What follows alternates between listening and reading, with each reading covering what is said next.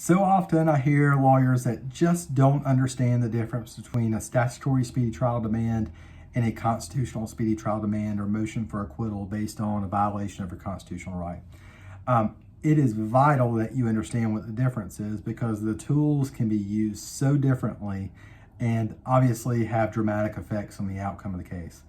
First, your statutory speedy trial demand, you must make it in compliance with the statutory requirements. It has very specific requirements about what is to be in that motion, how that motion is to be made, whether or not that motion is stapled. I sort of laugh whenever I think about that because I actually had an appeal that dealt with whether or not it was separately filed as required under the statute when it was paper clipped together with other motions, for example. So you really need to know what those requirements are. How is it that you can lose on that motion? The things that are required to be in it, how is it supposed to be filed, and that sort of thing. On the statutory speedy trial demand, you must know what the requirements are of the statute. You must know how to serve it, what the form of it needs to be. It's not rocket science at all. But if you don't follow those requirements, your motion for discharge and acquittal, if you do get to the point in time where your case has not been tried, you need to know that it's probably going to fail if you haven't strictly complied with those requirements.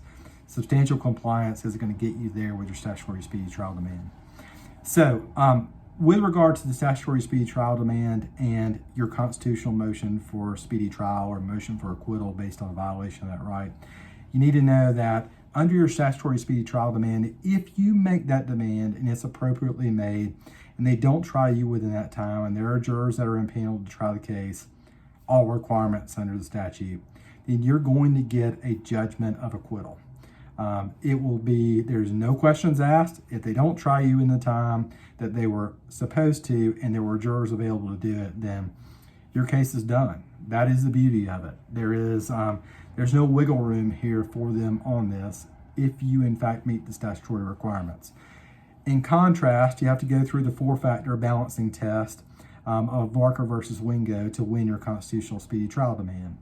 And lawyers frequently ask me, is there any reason at all why I should not be making a constitutional speedy trial request in my motions packet? And the answer to that unequivocally in my mind is no. There's no reason at all why every motions packet that you file in any criminal case does not contain an assertion of your right to a speedy trial under the Sixth Amendment in your initial motions packet. In fact, in my waiver of formal arraignment, I'll provide a copy of that in connection with the post with this video.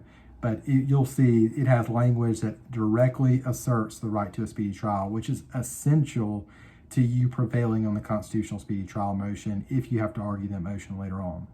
So there's no reason at all not to assert it, but obviously, as I discussed in another video, there are some real strategic considerations that you need to make if you're going to file a statutory speedy trial motion as well, or demand. So if you have any questions, feel free to call me. My name is Ben Sessions. My email will be in the description below. Call me if you got any questions, if there's anything that I can help you with. Thank you so much. Have a great afternoon.